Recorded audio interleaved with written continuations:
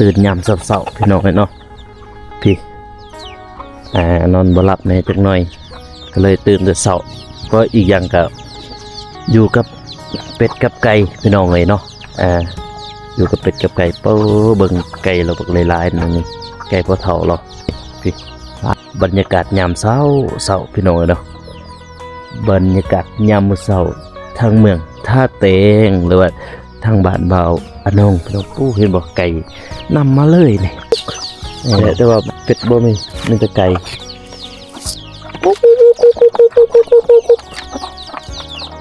หายแห้งหน่อยตัวละมีแต่ไก่จักไก่ปู่จักไก่แม่ลายอะไรมาตำ30กว่าโตรกนี่ก็รายการพี่น้อยแต่ก่อนก็อยู่สวนทุเรียนก็แบบนี้คือกันพี่น้อยตอนอยู่นำป่าน้ำลุงนะ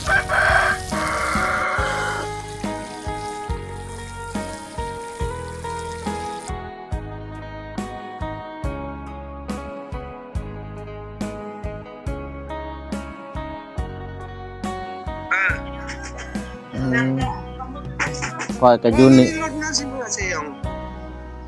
พอก็อยู่นี่บัดนี้ว่าจะขี่รถพ่อนี่ดิก็ชิเมื่อเซมันไกลเลยกับแม่เจ้านักนะจะขี่ลงมาได้บ่ฮอดใส่เฮานั่นมาเอาเครื่องทางก็ได้โอเคครับนะดีเครื่องทางคนละเครื่องพอแล้วเป็นคันนี้เราเอาคันนั้นไปเมอร์เซ่ขี่รถจักรทางเป็นตามทางสาวน้อยบ่เลี้ยวซ้ำสาวน้อยบ่เลี้ยวซ้ำ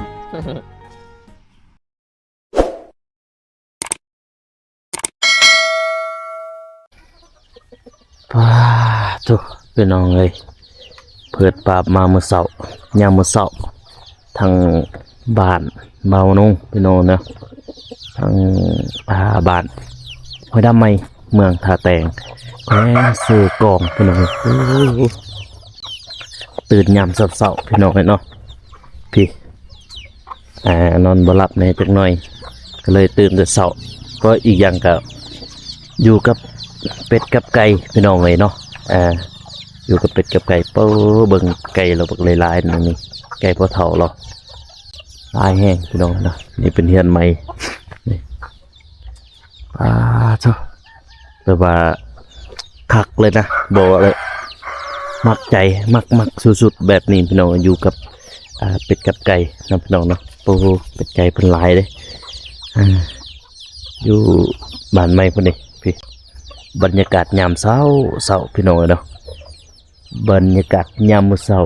ทางเมืองท่าเตงหรือว่าทางบ้านเบาอนงพี่น้องเห็นบอกไก่นำมาเลยนี่นำมาเลยเดี๋ยวสิเกลือจังหน่อยพี่น้องเนาะเปิดภาพมาเห็นหน้าเห็นตากันพี่น้องเนาะ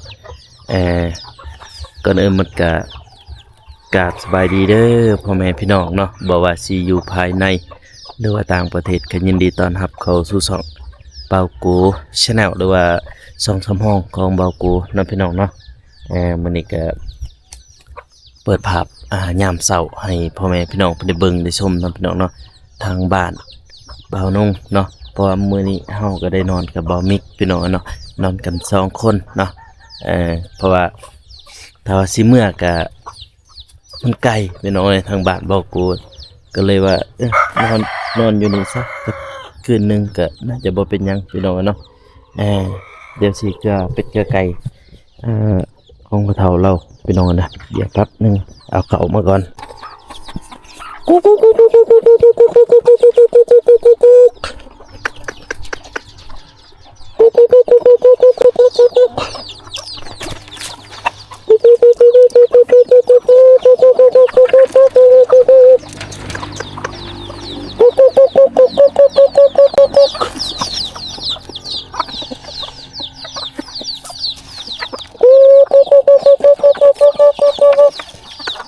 หลายพี่น้องนี่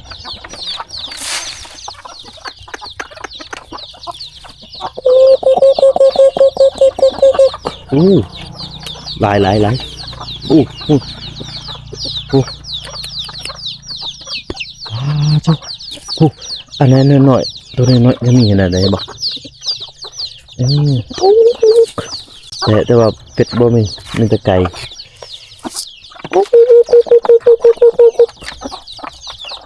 หายแห้งหน่อยตัวละมีแต่ไก่จักไก่ปูจักไก่แม่ลายอะไรมาตั้ม30กว่าโตรกนี่ลายคักพี่น้องอยู่แบบนี้อยู่กับเป็ดกับไก่หมักเบาโกหมักแบบนี้อยู่กับอาหารเป็ดกับไก่เห็นบ่โอ้ลายเลย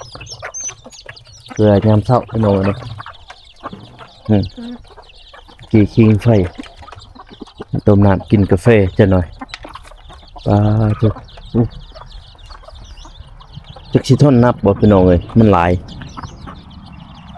ตัวใหญ่เด้อ1 2 3 4 5 6 7 8 9 10 11 12 13 14 15ตัวใหญ่ลองดูอีก1 2 3 4 5 6 7 8 9 10 11 12 13 14 15 16 17 18 19 20 21 22 23ตัว4ช่อง5ทกอยู่ในอันนี้อีก2 4 6 8 10 2 4 15โอ้โธ่ผู้ได้50กว่าโต50โตป้าโธ่พี่น้องเลยไก่เพิ่นนั่นนี่โอ้ไก่พอเท่าเพิ่น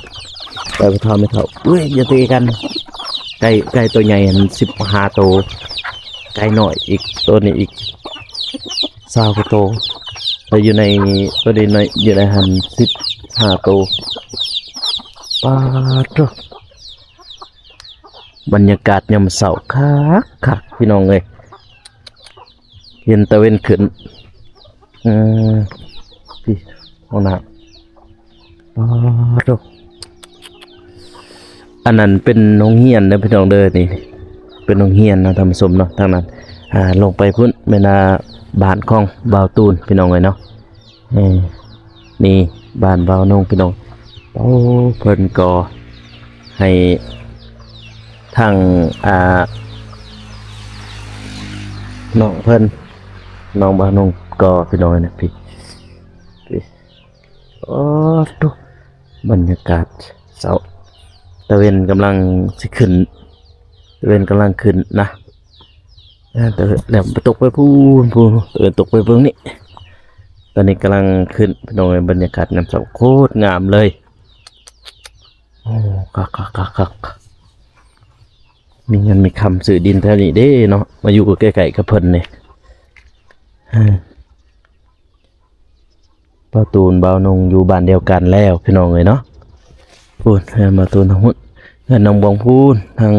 หลักสถานีตอนนี้ไปพูนลงนุ่มบ้านจัดสรรบ้านห้วยดำไมขึ้นกับเมืองท่าแตงพี่น้องเนาะแต่ว่าอยู่ในตัวเมืองท่าแตงนี่ประมาณ10 หมู่บ้านบ่ตามที่จื่อได้บางทีก็กลัวก็มีพี่น้องเนาะ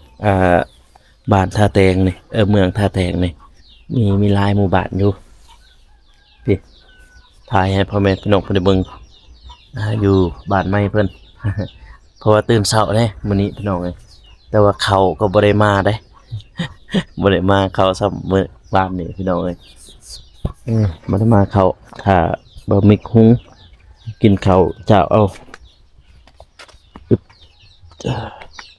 เพราะว่าสิเมื่อกะมันไกลพี่น้องเนาะทางนั้นได้บ้านเขาหั่นบ้านประตูนทางนั้นเด้ทั้งเฮือนทั้งบ้านแหละถ้าเพราะว่าทางลาวสิเอิ้นว่าบ้านก็คือรวมหมดเลยทั้งหลังคาเฮือนนี่ยังเอิ้นหมดเลยบ้านเฮือนก็คือเป็นเฮือนนั่นนี่พี่น้องเอ้ยเคินเฮือนทางบ้านบ่โกนนี่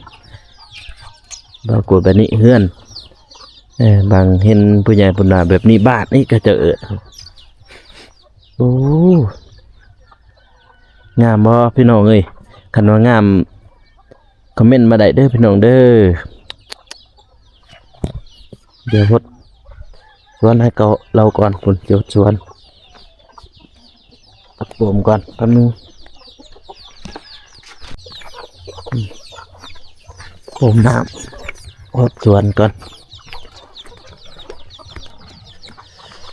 ป่ามันการเงินเสาร์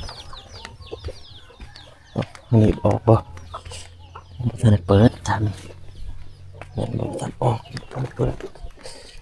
เอ้าเพิ่นหดใส่ชัวเอาบ่ใส่บัวเอาบ่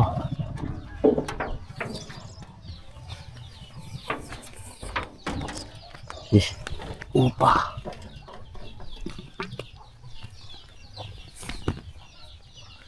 ทั้งแท้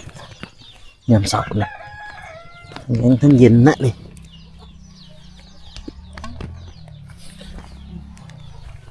ให้ชัวเอาที่หดนี่บ่ได้ใส่อันนี้ชัวนี่ก็ได้เปิดมาพี่น้ำมาดานกะเป็นน้ำปลากะอยู่นี่เลยคักจริงๆหมักไก่แล้วก็ลายพี่น้องเอ้ยไก่ปลาดอกถ้ามาลาตากะขอโทษเด้อพี่น้องเด้อโอ้ยโคตรเย็นเลยมันเย็นน้ำออกทางนี้เบิดซ้ำโคตรเย็นเลย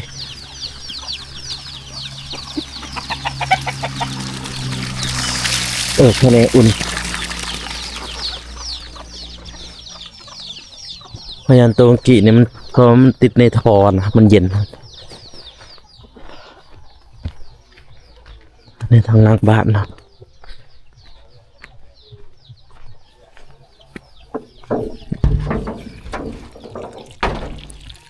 มีชั่วพยายามใช้ชั่วจังสิหดเลย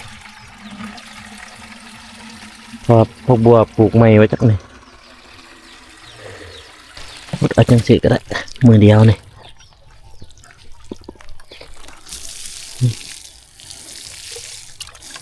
ผักโอ้รายการพี่น้อยมักอยู่กับเป็ดกับไก่จังสิแหละแต่ก่อนก็อยู่สวนทุเรียนก็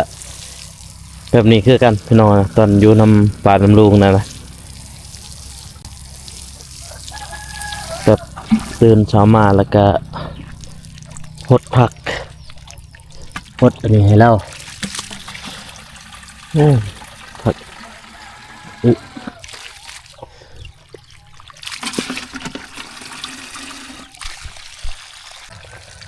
มาเพื่อนพักพี่น้อง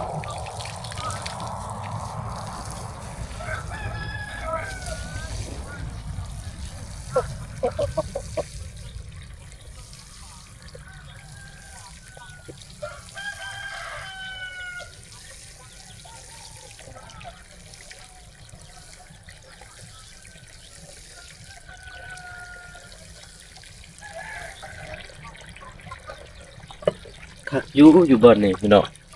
อยู่กับสวนจังสิมักธรรมศาสตร์เรียนธรรมศาสตร์แน่ม่วนได้อยู่แบบนี้มีเป็ดมีไก่เลี้ยงสบายที่ไหน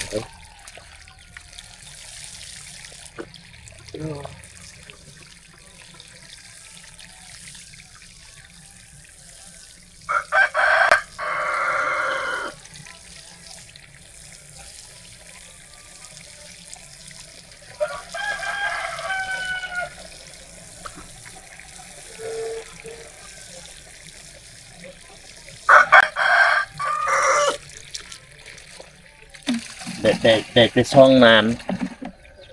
ผักละเจ๊เห็นละปลูกซองนานนั่นนี่ก็นั่นนะ3 พุ่นโอ้เถอะ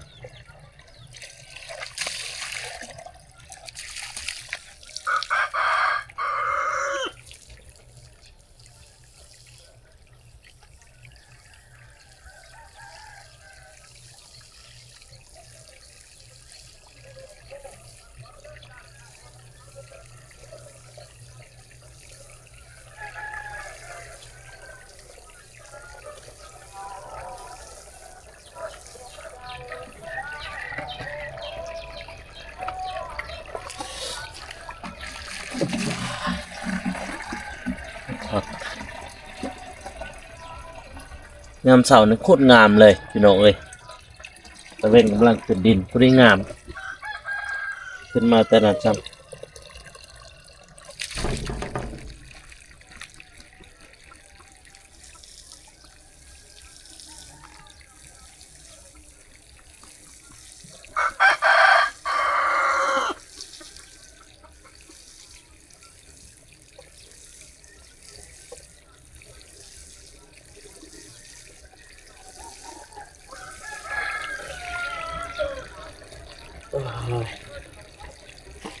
แล้วปลูก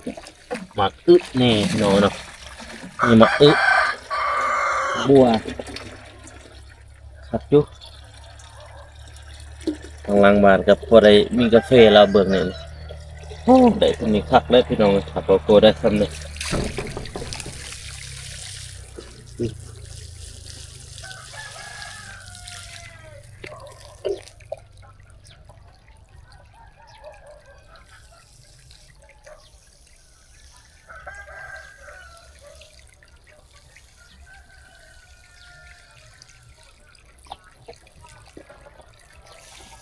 เปิดแล้วเรียบร้อยพี่น้องเอ้ยเนี่ยได้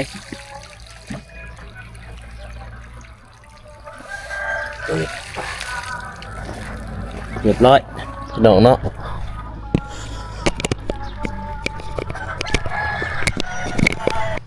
เรียบร้อย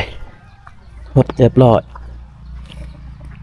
ถ้าบ่มีตื่นแล้วก็จังสิให้น้องเขาพี่เทตัวนี้มื้อนี้กอตัวนี้พี่น้องเอ้ยมื้อนี้นี่กอห้องน้ำขึ้นมาห้องน้ำนี่ก็เฮือนเราแต่ก่อนโป้ยังเป็นป่าแถวนี้พี่น้องรุ่นเราโกบุกเบิกกับบ่าวนงตอนมาหมากอันนี้หัวถึงมาหัวถึงคนนินจีตอนนั้นปอดในมือที่เจาะน้ำบาดาลบ่ได้มาบอกว่าบ่ได้มาเมื่อนั้นเดี๋ยวเราไปเบิ่งบรรยากาศมุมสูงยามเช้าๆนะพี่น้องเนาะทางบ้านบ่าวนงแล้วก็บ้านบ่าวตูนเพิ่นพี่น้องเนาะบรรยากาศยามเช้าเบิ่งมุมสูงนำกัน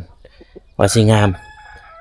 ซำใดก็ไปเบิ่งนำกันเด้อพี่น้องเด้อบ้านจัดสรรนะพี่น้องเนาะแต่ก่อนเขาเอิ้นบ้านจัดสรรเดี๋ยวนี้เป็นบ้านห้วยดำพี่น้องเนาะเดี๋ยวไปเบิ่งไปชมบรรยากาศมุมสูงนำกันพี่น้องไป let's go ไปพี่น้องเนาะเบิ่งบรรยากาศมุมสูงเลยพี่น้องเอ้ยโอ้โธ่บรรยากาศมุมสูงเด้อพี่น้องเด้อเท่านี้แล้วก็สิบินไปหาเฮือนใหม่ของบ่าวตูนเลยพี่น้องเนาะโอ้โธ่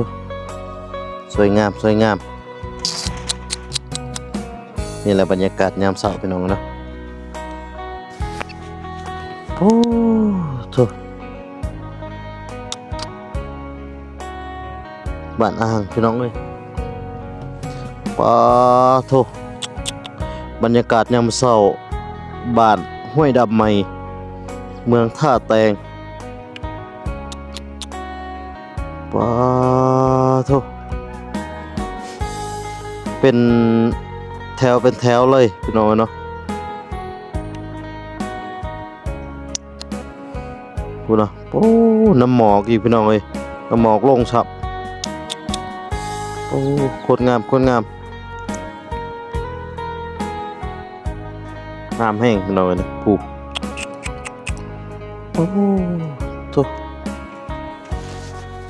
งามไม่ดี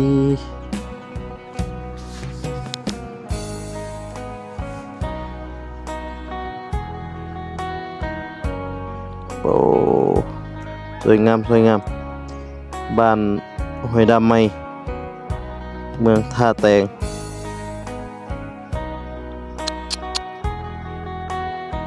สวยงามเมื่อกี้เห็นอ้ายน้ำหมอกโอ้ทุกได้ว่างามกดเล็กหนึ่งมาให้เด้อพี่น้องเด้อ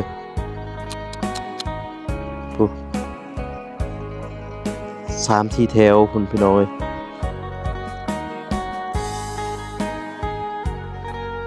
สวยงามบ้านตะกี้เขาจะเอิ้นบ้านจัดสรรนั่นแหละประมาณนั้นพี่น้องเนาะนี่เป็นตะแถวเลยบ้านบ่าวตูนแม่นน่ะแล้วก็บ้านบ่เจ็บพี่น้องเดี๋ยวสิบินหาเฮือนบ่เจ็บให้เบิ่งจักสิจื้อบ่จื้อหลังนี้แหละเฮือนบ่เจ็บนี่ล่ะหลังนี่แหละพี่น้องเอ้ยทุกไปหาเฮือนบ่าวตูนบัดนี้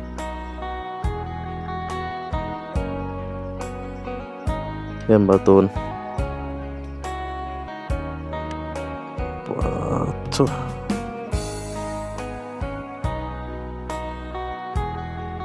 เฮือนบ่าวตูนเด้อ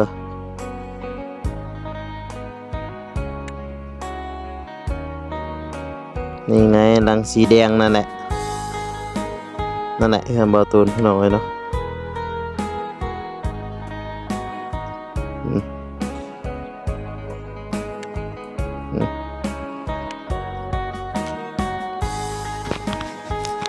นี่สิถ่ายเฮือน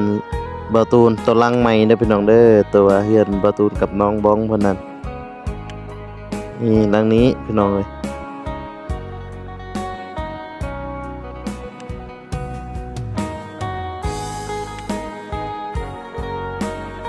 นี่หลังนี้นี่มันมาเฮือนใหม่ของบ่าวตูนเนาะพี่น้องเนาะทีมงานเฮาเด้เดี๋ยวสิบินแล้วก็สิกลับมาเป็นทางเพื่อนเบาอนงพี่น้องเนาะไปเบิ่งน้ำการพี่น้องเนาะเพื่อนเบาอนงอีกพี่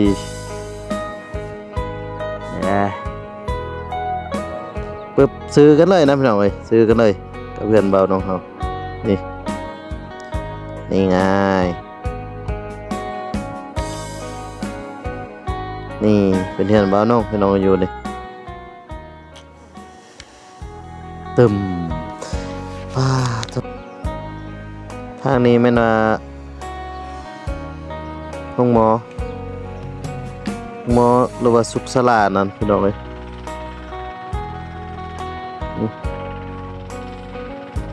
สุขศาลา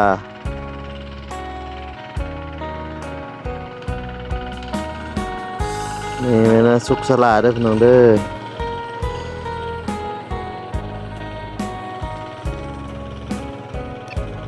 สุขศาลาได้มาแล้วตามเส้นทางรถสีขาวแม่นเฮือนบ่าวพวง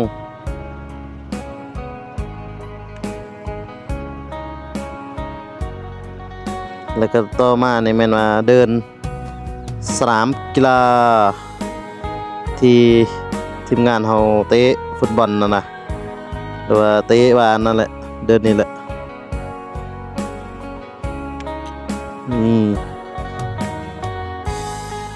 นี่มันเดินกีฬาได้พี่น้องเด้อกลับมาแล้วมาบ้านบ่าวนงคือเก่าพี่น้องเนาะชุดเส้นทางนี้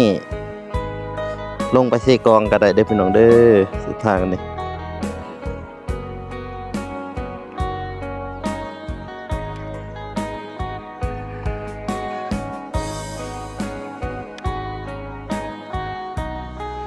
มาแล้ว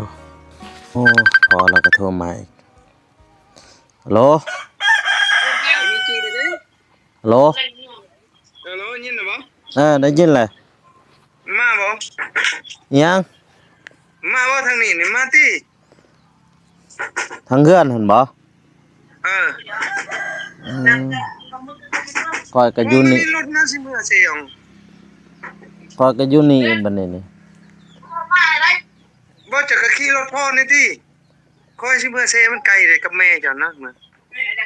จะ แม่จะ จะขี่ลงมาได้บ่ฮอดใส่เฮานั่นมาเอาเครื่องทางก็ได้ เออ โอเคซั่นน่ะจะขี่ลงมาเด้อ เออ โอเคพี่น้องเอ้ยพ่อก็อยากได้รถซ้ำเพราะว่ารถคันเดียวซ้ำตัวนี้เดี๋ยวนี้ยากอีกบัดนี้เพราะเราสิเมื่อเซจำเป็นแล้วแบ่งกันแล้วบัดนี้นี่คนละครึ่งทางข้อยก็สิบ่ไปไกลแต่นี่มันมาอาจารย์มันยากแต่ว่าให้เราขี่ลงมาสักเดียวลงมาแต่บ่แม่นเราก็ให้น้องขี่ลงมาก็ได้นะให้เราขี่มาอยู่นี่เปลี่ยนกันกับรถตัวนี้เปลี่ยนกันกับรถตัวนี้เราจะเอารถตัวนี้เมื่อเซแต่มื้อวานนั่นแหละมื้อเช้าเราก็โทรอีกนี่ฮะโทรเมื่อกี้นี่ครับจ้ะประมาณนั้นพี่น้องเอ้ยตื่นแล้วบ่ผู้บ่าวรอฝันเห็นยังเฮ้ย ฮะ ฝันเห็นยัง สบายดีนะ ฝันอยู่บ่ ฟันอยู่ ฝันเห็นยัง ฟันกับบ่จือ บ่จื้อ แล้วค่อย โอ้ยเป็นจังได๋คือบ่จื้อนอนหลับอยู่บ่ ฮะรับอยู่ หลับอยู่หลับปานยังเลยเนาะ หน่อย ตื่นเช้าๆพี่น้องเอ้ยเนาะบ่มีหยังเฮ็ดบัดแล้วจังลงมือเนาะมาบ่เข้าหรือว่าอุ่นเนาะ มีที่เขานะ ข้าวเจ้าเนาะเอาข้าวเจ้ากินข้าวเจ้าเนาะยามเช้าๆพี่น้องเอ้ยเนาะโอ้โหตื่นมาเมื่อกี้ก็เกือบเป็ดเกือบไก่จักเกลือแล้วหายไปเลยพี่น้องหายไปเลยบ่เห็นเลยเป็ดไก่ไปแล้วใช่ยิงจิบๆอยู่ตัวหนึ่งเด้อย่าดะนี่แหละพี่น้องเอ้ยที่ห้างท่านนี่แหละมาเอาแล้วเปลี่ยนกันกับพอเราเอารถจักรเบาโกไปพอดีเบาโกขี่อีห้างคันนี้แหละเปลี่ยนกันพี่น้องเอ้ยคือตามเขาว่านะขี่รถจักรห้างแล่นตามทางสาวบ่เลี้ยวเบิ่งบ่มีไผสิเลี้ยวดอกนั่นนี่ขี่รถจักรห้างขี่รถจักรห้างเอา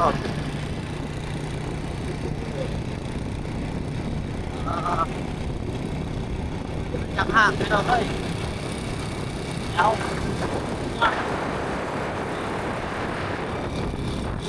ขี่รถจักรห้างเฮานี่แหละเปลี่ยนกันร้อยเกินรถเฮานี่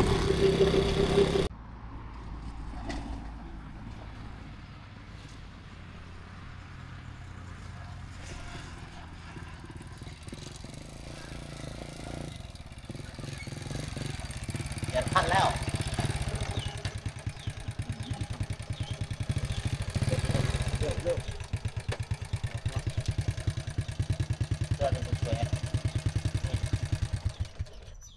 ก้อนกุ้มแล้วเนาะ นะ ก้อนกุ้มแล้วเนาะ เปลี่ยนแล้วพี่น้องเอ้ย อ้อยใส่กระเจ เดี๋ยวต้นมือได้เลย อัตโนมือ แดงดำเลยนะเปลี่ยนกันแล้วพี่น้องเอ้ยพอดีครึ่งทางคนละครึ่งก็พอละเปลี่ยนคันนี้เราเอาคันนั้นไป เมื่อซี่ เมื่อซี่ขี่รถจักรทาง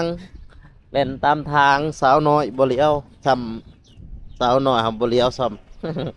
ำประมาณนั้นพี่น้องเอ้ยขี่ไปเอารถกับอันนี้ไปเอารถพอเราสีเมื่อเซ่เพิ่น